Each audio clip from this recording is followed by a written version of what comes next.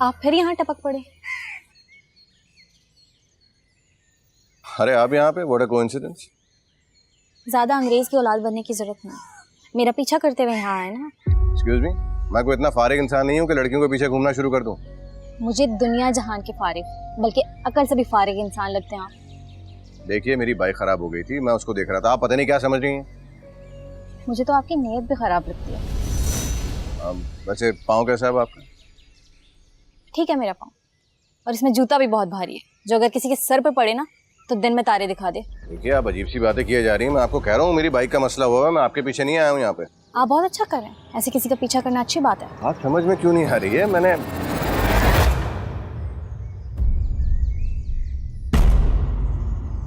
सबा कौन है ये लड़का? आइए बहन जी, आइए, तशरीफ लाइए। बहुत अच्छा लगा आप तशरीफ लाइए, आपको देख के मिल के बहुत खुशी हुई। बैठे। बस बस रहने दो। मगर मुझको बिल्कुल अच्छा नहीं लगा। अरे जैसे तुम लोगों ने मेरे मासूम बेटे को घेर कर अपनी इस खुर्राट लड़की की मेरे बेटे से शादी कराई है ना। क्या मतलब? मैं समझा नहीं आपकी बात। अरे खुदा लगती कहती हूँ मैं, क्या सोचकर तुम लोगों ने अपनी सवारा लड़की का निकाह मेरे इस मासूम बच्चे से पढ़वाया था? अम्मा क्या हो गया आपको? बस बस चुप करो तुम। अरे इन लोगों ने तो तुझे काठ का उल्लू बना रखा है, काठ का उल्लू। मगर मेरे होते हुए ना ये मुमकिन नहीं है। क्या मुमकिन नहीं है? ये रिश्ता अब मजीद बरकरार नहीं रह सकता, इसलिए मैं फिजा का तलाकनामा साथ लेकर आई हूं।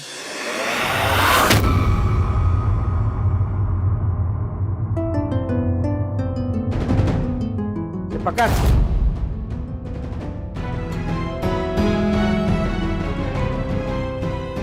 चल यासिर।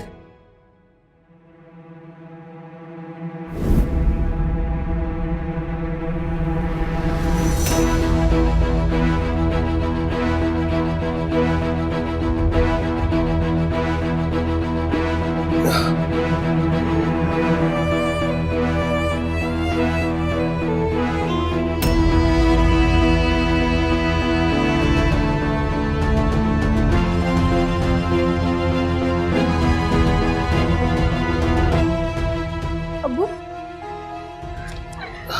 अब्बू आप ठीक तो है? अब्बू, अब्बू आप ठीक तो है? अब्बू, अब्बू, अब्बू आप ठीक तो है ना?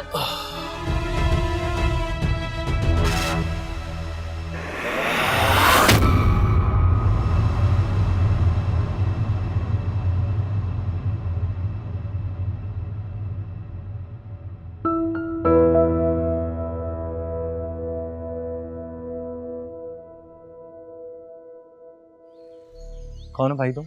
और मेरी बहन के साथ यहाँ पे खड़े क्या कर रहे हो? वो एक्चुअली मेरी सिस्टर इन्हीं की यूनिवर्सिटी में पढ़ती हैं, वो अभी तक बाहर नहीं आई थी, तो मैं उसके बारे में पूछ रहा था। ओके, सॉरी, शायद मैं कुछ ओवर रिएक्ट कर गया। नहीं, इसमें सॉरी की कोई बात नहीं है, मैं आपकी जगह होता तो मैं भी यही करता। मैं चौकीदार से पूछ लेता हूँ। Anyways, nice meeting you. तुम्हें मुझे बताना तो चाहिए था ना कि ये तुम्हारी क्लासमेट का भाई है। मैं तो कुछ और ही समझ बैठा था। कैसे बताती? आप आते शुरू हो गए। हर एक को अपनी तरह समझा हुआ। सबा,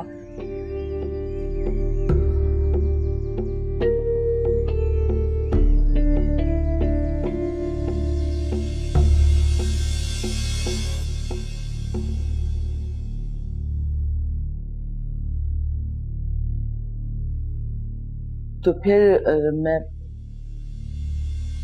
हेलो, किधर घूमे? मेरी बात पे कोई ध्यान नहीं है, किन सोचों में? हाँ, मैं मरियम के बारे में सोच रहा था कि कैसे वो बच्ची सुबह से शाम तक कामों में लगी रहती है, ना किसी से कुछ कहती है ना मांगती है। पता नहीं क्या परेशानी है उसको। परेशानी नहीं, सजा है उसे। ऐसी लड़कियों को ऐसे ही नतीजे भुगतने पड़ते हैं। दुनिया कुछ कहे या ना कहे सईद साहब, इनको अपना ज़मीरी जिंदा दरगोर कर देता है। इतनी बेदर्द क्यों हो जाती हो तुम उसके बारे में? अरे वो भी इंसान। रहने दे, वो सिर्फ एक बेशरम और बेहया लड़की है। आपके लिए बेहतर ये है कि अपनी सोचे उस पर जाया करने के बजाय मेरी बात पे ध्यान दे कि मैं क्या कह रही हूं।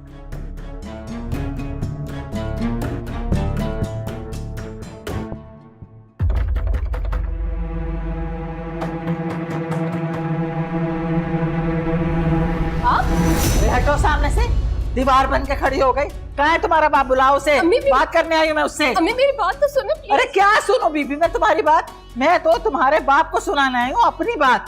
बुलाओ उसे, कहाँ है वो? अब वो घर पे नहीं है अम्मी। वाह भाई वाह, बड़ा दलेर है तेरा बाप।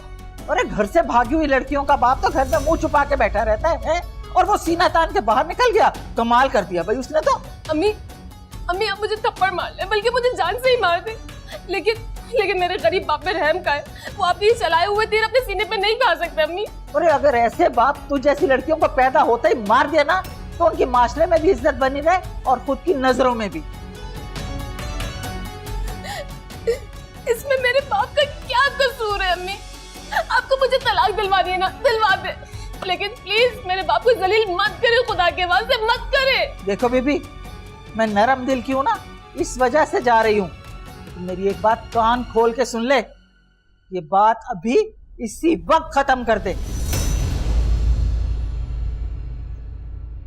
तलाक मांग ले मेरे यासिर से। चला ठीक है।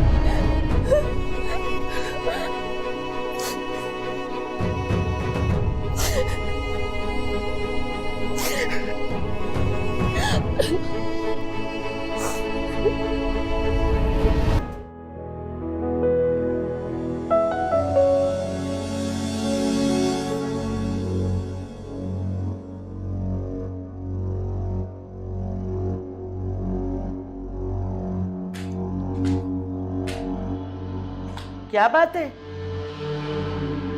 11 बज रहे हैं, तुम्हारी सुबह नहीं हुई अभी तक? यहाँ भी सो रही हो?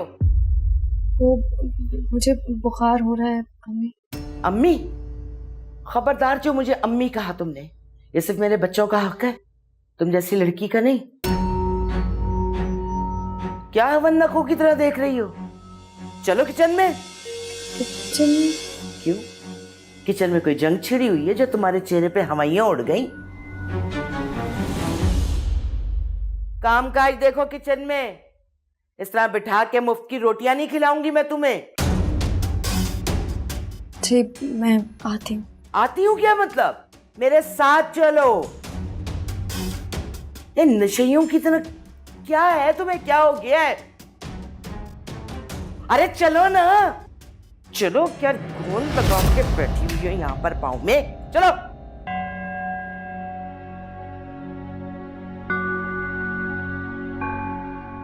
अरे उसने तो कभी छींक तक नहीं मारी थी मेरी मर्जी के बगैर। लड़की ब्याह कर ले आया वो। मैंने कुछ भी नहीं किया, मेरे अब्बू का फैसला था। वाह वाह वाह, क्या कहने भाई, बड़ी भोली बानो, तुम तो अपने बाप की मर्जी के बगैर कुछ करती ही नहीं हो। अरे चलत्तर जाके ना किसी और को दिखाना, मुझ पर कोई असर नहीं होने वाला तुम्हारी इन हरकतों का। आप अपनी खुद साख्ता नफरत में मुब्तला माँ है, जो अपनी अना के लिए अपनी औलाद का भी घर तबाह कर सकती है। बस बंद करो अपनी, और मेरी नजरों के सामने से दूर हो जाओ। मैं तुम्हें 1 मिनट भी अब इस घर में बर्दाश्त नहीं कर सकती। चलो बंद करो इसे। बात तो सुने अम्मी। दिमाग खराब करके रख दिया। मेरी बात तो सुने, यासिर को तो आने दे। निकलो, चलो अम्मी, यासिर को निकलो यहाँ से।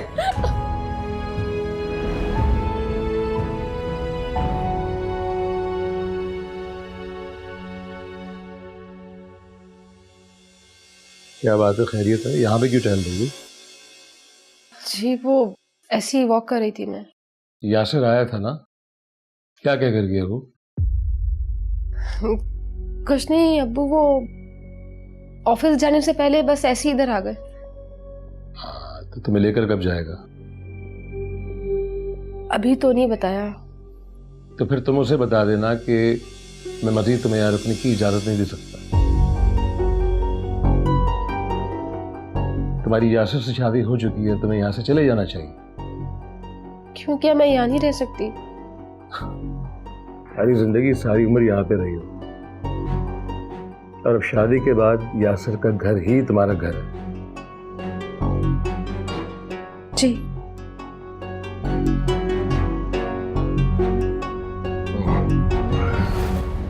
जल्दबाजी में मैं यासिर को कहना भूल गया, उसे फोन नहीं कर सका। बहरहाल फोन करके उसे मैं बता दूंगा, तुम्हें लेने के लिए आ जाएगा। शाम तक अपना सामान पैक कर लेना। ठीक है।